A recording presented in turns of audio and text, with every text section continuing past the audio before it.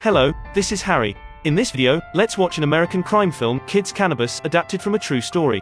Nate, a delivery boy, had a poor family and lived in a small house with his mother and brother.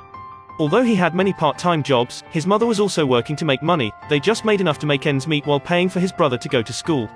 Once, when Nate was delivering food, he accidentally learned the way to become rich from a customer who smoked marijuana. The man was a top talker, bluntly saying that his friend was selling marijuana. It was worth $600 for half a catty, and he could order the goods in Canada. Nate also liked to smoke some of this stuff, so he knew that the marijuana market was vast. For the money, Nate changed to sell marijuana. He sharpened his mind and found a professional guy for advice on how to cross the border. Although the border between the two countries was not fortified, there were still risks ahead. After making up his mind, Nate persuaded his friend Topher to work with him. The two went deep into the jungle, trying to find a safe route. They used a compass to tell the direction to see carefully whether there were drone monitoring detectors on the way. After running for a long time, they finally crossed the border security and came to Canada. Afterward, the two fished out a sunken ship from the lake. They got $1,800 as the startup capital for the purchase. Nate was too nervous when driving across the border, causing the staff to be suspicious. They were strictly checked. Because hemp was legal in Canada, so the two went straight to a store that sold marijuana. They wanted to wholesale, but the store only provided retail. At this time, the man next to him leaned forward to warn the two to leave as soon as possible. Because there was a lot of police around, if they wanted to smuggle across the border, they would be caught. The man brought the two of them to his home and took out the marijuana in his possession to trade with the two. Nate didn't know about the quality, so he just ran away. They split up before crossing the border. After the negotiation, Topher was responsible for taking the goods through the forest, while Nate took the formal road. They would meet at the 8-mile boundary marker in 3 hours. Unexpectedly, the compass suddenly went out of order. Topher could only tell the direction by memory. Nate was stopped by the staff for inspection without an accident.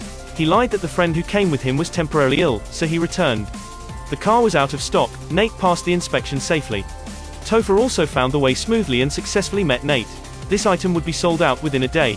Only then did the two realize that the cannabis market was indeed in short supply. In order to make more money, they came to Canada again to find a supply. It was a false alarm after parking.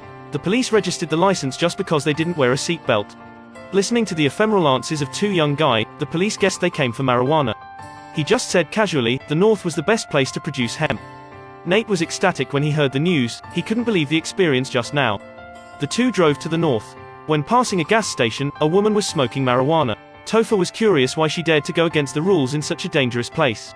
Unexpectedly, the gas station was contracted by the woman's father. Coincidentally, the woman was on the roadside just to solicit marijuana buyers. The luck that came one after another made Nate start to be ambitious. However, they had really met with a great opportunity. The woman's father had cultivated cannabis for 20 years. He had developed top products with better quality. They were a bit higher than the best quality varieties on the market, but they matched with the expensive price. The man asked for $1,600 per pound, and the sale started at least £100. Nate was very ambitious. He planned to get £300 to become rich. But he didn't have that much money, and the seller didn't agree. Nate didn't sleep that night. He was thinking about how to make this business. Suddenly, he thought of a well-known drug dealer. So he took some samples, wrapped them in condoms, and swallowed them in his stomach. Early in the morning, Nate came to the border and passed the inspection without any risk. Later, he found a drug dealer in a nightclub and started to talk about the business. A prudent drug dealer would not trust a stranger. He sent the woman next to Nate first, then let his subordinates quickly investigate Nate's background. After confirming everything is safe, I agree to the formal conversation. The drug dealer had inspected the goods and liked it better than his other sources. Nate asked for $2,600 per pound. The drug dealer directly lowered the price to $2,200 and readily took out $660,000. If this business was done, Nate would make a net profit of $180,000. Otherwise, with the power of the drug dealer, Nate would be killed easily. After getting the investment, Nate began to form a shipping team. He formed a team of his 6 good friends. Topher led a team across the border to pick up the goods. Everyone could get $3,500 rewards for one trip. They prepared 2 cars. One was used as bait to divert the attention of the police. One was used to load goods. 7 people put on auspicious clothes and crossed 16.3 miles to meet the supplier at the designated place. Each person took 60 pounds of goods at a time, which was convenient for settlement afterward. In the first attempt, everyone successfully earned $3,500. But Topher was unhappy. He thought Nate was going to share 55% with him. Nate explained that it was the sales channel he found for the investment. They also set up a team. If any incident happens, he would kill them all.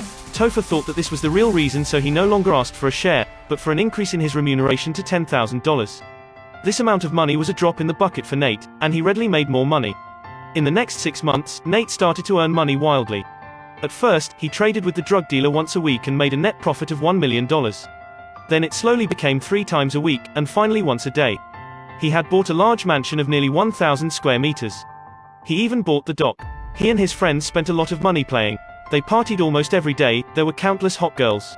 There were also the girls that looked down on Nate before. It was like mushrooms after a rain, he was rushing to the top. Finally, his high profile attracted the jealousy of his colleagues. The ruthless rich son smuggled marijuana with the support of his adoptive father broke out. The drug dealer who traded with Nate was once a big customer of his. One night, the two parties had a private encounter in the forest. Only then did the rich son know who had stolen his business. He was furious and broke into Nate's house and shot as a deterrent. Then he sent a killer to get rid of Nate. However, since Nate was shot by the rich son, he took his family and hid elsewhere. And one of Nate's friends was not afraid of this, so he stayed with his girlfriend at ease. This night, the killer broke in suddenly and found that his target was wrong. He let the guy live to ask about Nate's place. But the address provided by the guy was of someone else. The killer didn't find Nate and didn't let the skinny guy go. But the rich son was mad at this incompetent. Many vicious ideas came out endlessly. Seeing the rich son look so dustless, the killer finally couldn't bear it and threw him directly into the wilderness. A month later, the body of the rich son was found. Topher saw the news and asked if Nate did it. At this time, Nate just finished taking the drug and was unconscious. He just said that he did things for a reason, so Topher didn't have to worry about it. These remarks made everyone mistakenly believe that Nate killed the rich son. Pleasant hours flew past. This guy in the team swelled his desires. He secretly hid some marijuana during the shipment. Just when he was alone to pick up the goods, the FBI chased after him.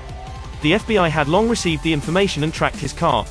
They used him as a breakthrough point and wanted to wipe out the drug gangs. In order to atone for the crime, he strived to reduce the sentence. He did not hesitate to agree to help the FBI to arrest the others. This night, the drug dealer who received the information in advance informed Nate to run away. The drug dealer really liked Nate's nonchalant characteristic, so he decided to help Nate. The others were betrayed by the guy before and all arrested. The FBI told everyone that they had smuggled 18 tons of marijuana and they were going to face life imprisonment and cannot be released on parole unless they confess the boss behind it. In order not to suffer this, everyone spoke out Nate's name in no time and pushed all the crimes on Nate. They even confessed that the rich son's death was Nate's doing. Although Nate had hidden abroad, his mother and brother were kept under control. The lawyer said that if Nate never returned, his mother would have to wash clothes for 10 years to make up for this. His younger brother was also coming to endless harassment. His mother told Nate not to come back anyway, but Nate couldn't bear to let his family get involved. He was just a human being who sold marijuana to help his mother and brother live better. For the sake of his family, Nate finally took the initiative to return home and surrendered. Although it was based on a real story, this script compared with the similar types of American Made and Blow is much worse. Well, this video ends here. Remember to like and subscribe. Thank you for watching, see you next time.